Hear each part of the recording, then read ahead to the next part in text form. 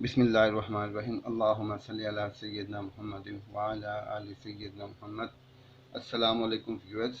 आज हमारा टॉपिक है लिमिटिंग रिएक्टेंट। लिमिटिंग रिएक्टेंट क्या होता है? लिमिटिंग रिएक्टेंट एक ऐसा रिएक्टेंट है जो एक केमिकल रिएक्शन में जो प्रोडक्ट बन रहा है उसकी अमाउंट को कंट्रोल करता है अपने लेस अमाउंट होने की वजह से। Let us define limiting reactant. Limiting reactant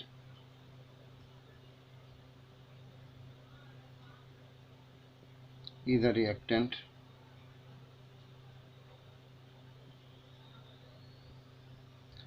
that controls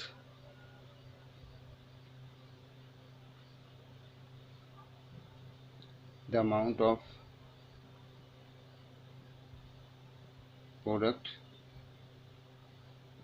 formed in a chemical reaction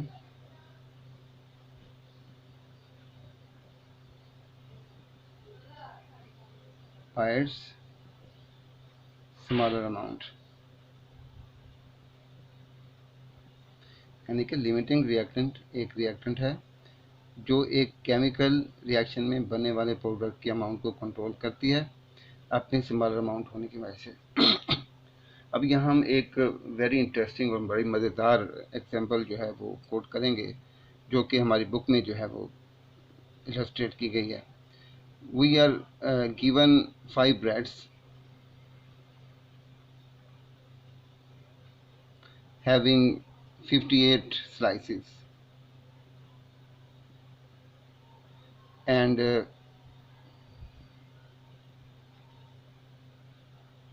30 kebabs,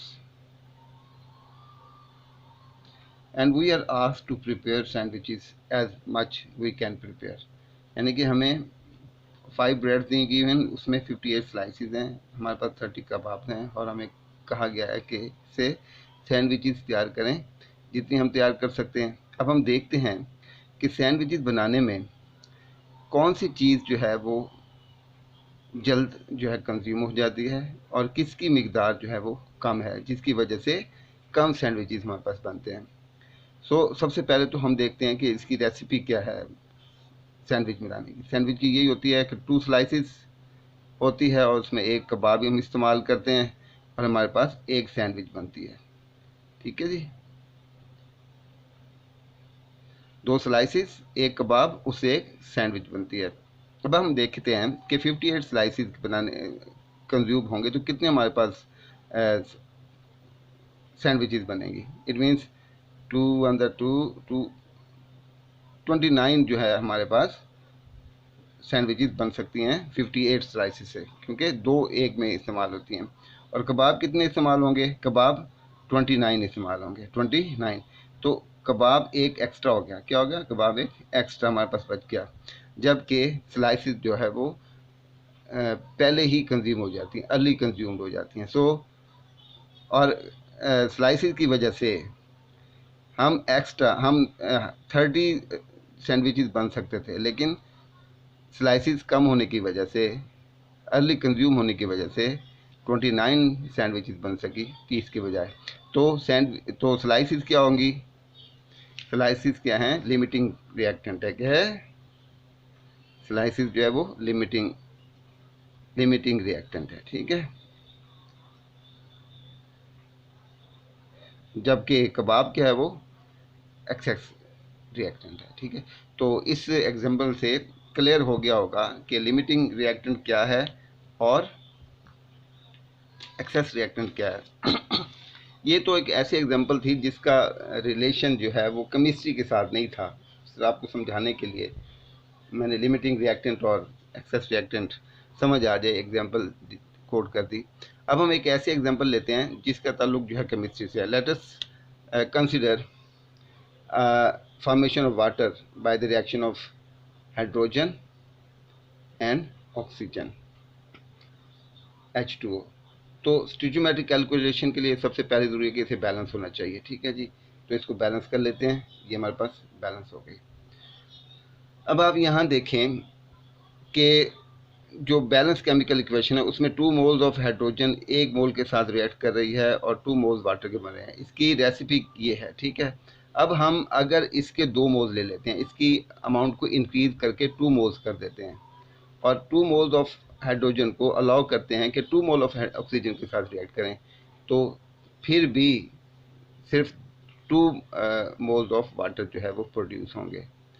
वजह क्या है? वजह यही है कि hydrogen and oxygen they are reacting according to the balance chemical equation, ठीक है जी। इसकी रेसिपी ये है कि 2 मोल जो है एक के साथ जो है कंबाइन करेंगे। अगर 2 मोल के साथ ज़्यादा भी ऑक्सीजन मौजूद है तब भी वो 1 मोल ही कंज्यूम हो जाएगा और जो बाकी है वो एक्स्ट्रा बच जाएगी। At the end of the reaction जो है वो बच जाएगी, ठीक है। तो अब आप देखें कि यहाँ पे कौन सी चीज़ जल्द कंज्यूम हुई? हाइड्रोजन, ठीक है। और किसकी वजह से वाटर ज़्यादा नहीं बन सकते? हाइड्रोजन की वजह से। तो हाइड्रोजन क्या हुआ? लिमिटिंग रिएक्टेंट, लिमिटिंग रिएक्टेंट है, ठीक है। और ऑक्सीजन क्या है? ये एक्सेस रिएक्टेंट है। जब हम 2 मोल ऑफ हाइड्रोजन को 2 मोल ऑफ ऑक्सीजन से रिएक्ट करेंगे, अगर 2 मोल एक से ये अमाउंट दोनों की है तब तो वो दोनों ही एक वक्त में कंज्यूम होंगे, लेकिन जब हम इसकी अमाउंट एक्सेस कर देते हैं तब क्या होगा कि ऑक्सीजन जो है at the end of the reaction जो है वो बच जाएगी और हाइड्रोजन जो है वो अर्ली कंज्यूम होगी, ठीक है। हाँ, हम जो एक्सपेरिमेंटल वर्क होता है उसमें एक्चुअली हम जानबूझकर एक रिएक्टेंट की अमाउंट को एक्सेस कर देते हैं। वो उसकी वजूहत दो हैं। एक तो ये है कि जो दूसरे एक्सपेंसिव रिएक्टेंट्स हैं ताकि वो सारे कंप्लीटली जो कंज्यूम हो जाएं, और दूसरा इसका जो स्ट्रेटजी एम्प्लॉय इसलिए करते हैं ताकि ये रिएक्शन जो है वो फास्ट हो, तेज़ हो जाए, ठीक है जी। तो ये था आपका लिमिटिंग रिएक्टेंट और एक्सेस रिएक्टेंट। अब हम देखते हैं कि एक केमिकल रिएक्शन में हम किस तरह जो है वो आइडेंटिफाई कर सकते हैं कि ये लिमिटिंग रिएक्टेंट है। तो उसके लिए हम 3 स्टेप्स हमें फॉलो करने पड़ेंगे। नंबर 1, सबसे पहले तो जो रिएक्टेंट्स की हमें अमाउंट दी होगी उसे हमने नंबर ऑफ मोल में कन्वर्ट करना है, कैलकुलेट करना है। तो पहला क्या है? Calculate the number of moles of reactants by the given mass of reactants, ठीक है जी। ये पहला स्टेप है। दूसरा स्टेप ये है कि अब हमें number of moles of reactants मालूम हो गए तो हम number of moles of product मालूम कर सकते हैं by using the balance chemical equation. तो हम प्रोडक्ट के नंबर ऑफ मोल्स रिएक्टेंट के नंबर ऑफ मोल्स से कंपेयर करके हम number of moles of product जो है मालूम कर सकते हैं। तो दूसरा क्या है? Find out the number of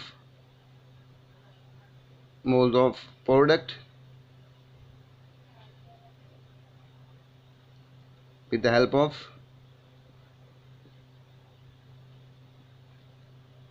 balance chemical equation.